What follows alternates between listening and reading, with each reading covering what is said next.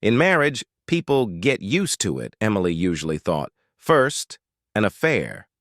Then everyone shows their character and they adapt to each other.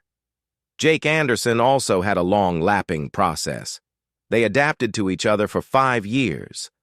But the 38-year-old man thought that he was used to it, while the 32-year-old Emily was sure that it would be worth it. Both of them believed it's different to build relationships because the husband completely relaxed and stopped considering her as a person. Somewhere nearby there is a place, and it's good that there is, like a tick in a magazine. He checked every day that it was in place and good. In the house, everything is in order. In the refrigerator, food is in place, and in the closet, clean clothes are so worn that the wife is even lost as a person. You can say that she is not a living object. At least, Jake thought so. The wife should be a shadow of her husband. When Emily met him, she worked as an assistant judge. Jake then divorced, and there they met. It was a beautiful girl, and she also looked smart and smiled so charmingly.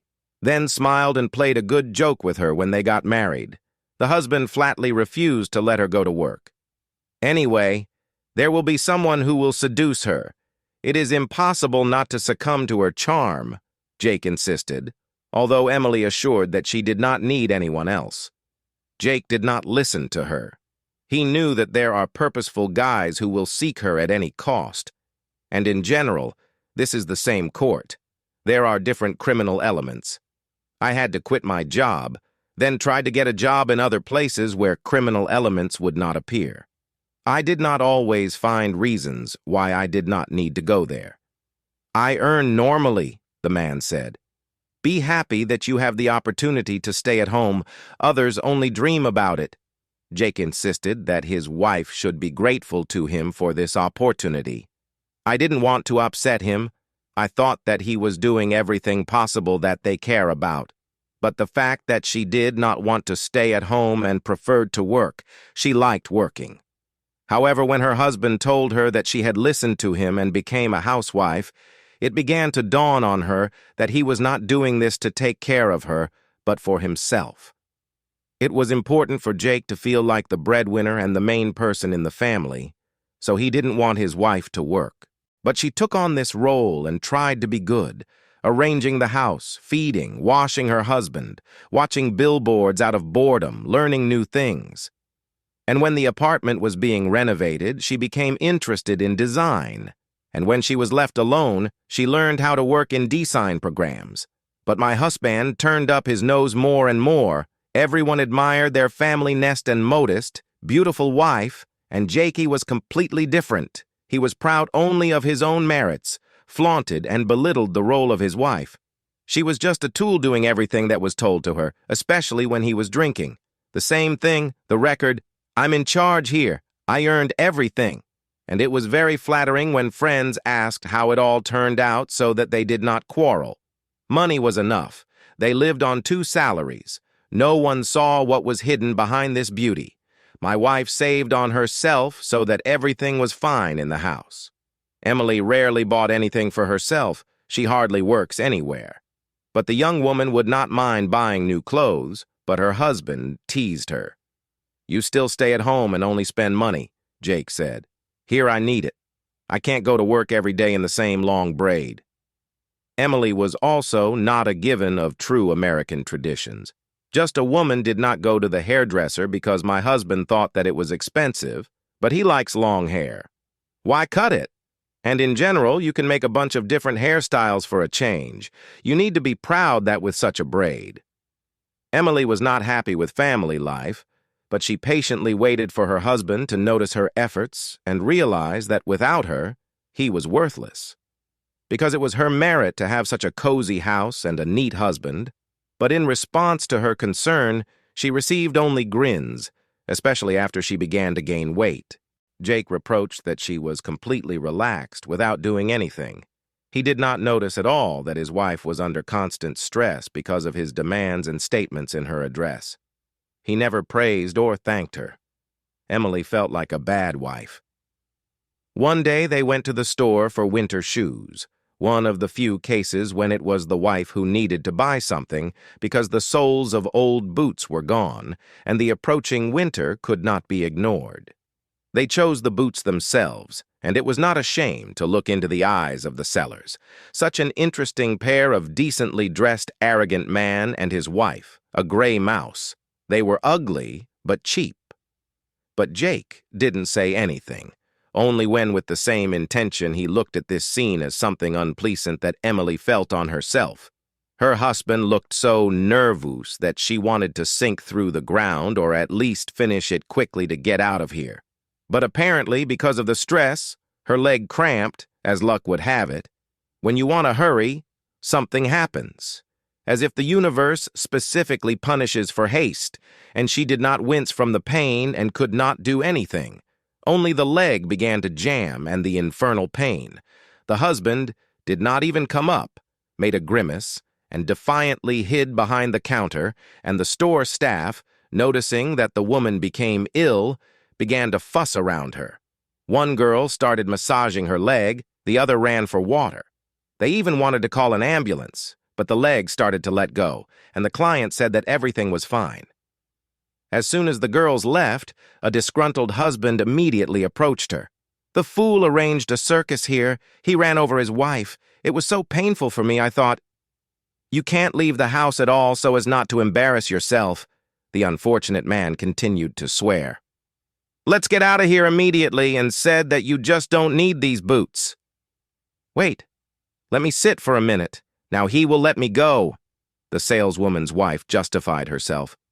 They moved aside and looked at the couple in surprise.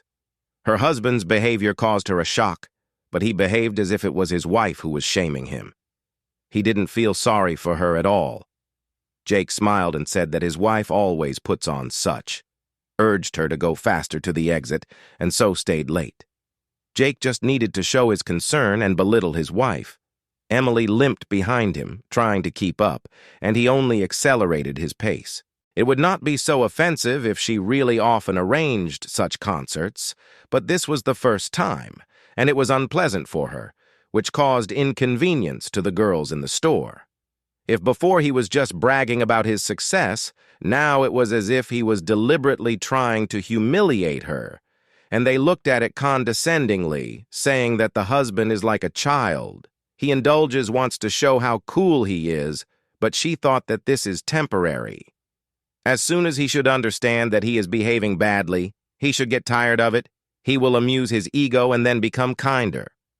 Emily closed her eyes and tried not to notice that in 5 years, Jake is only getting worse.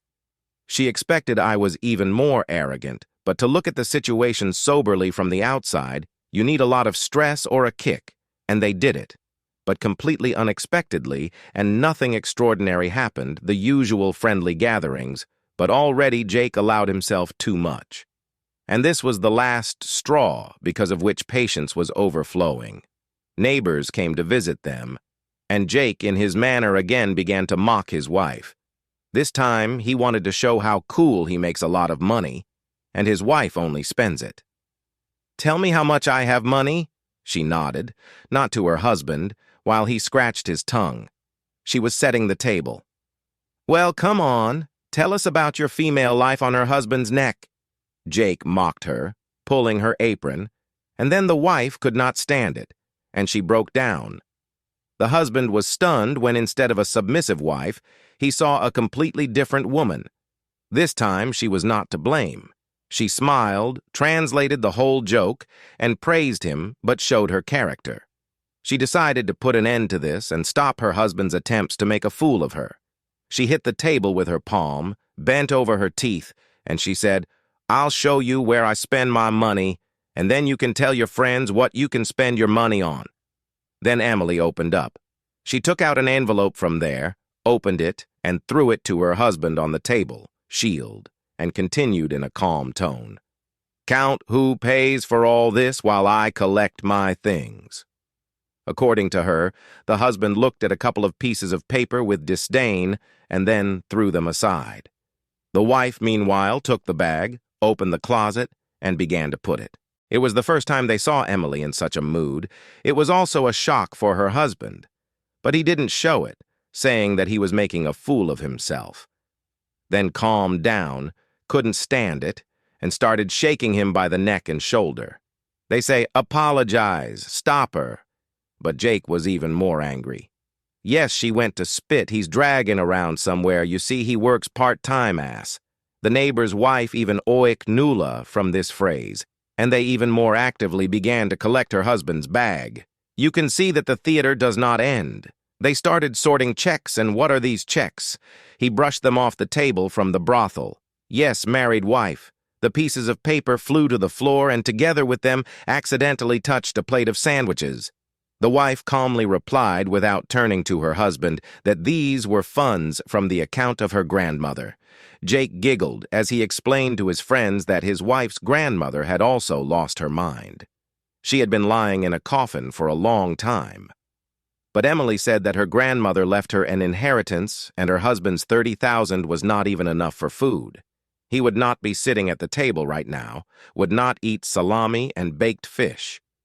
My wife, she explained that she had always hoped that her husband would change, feel like a master, enjoy power, and then become a person.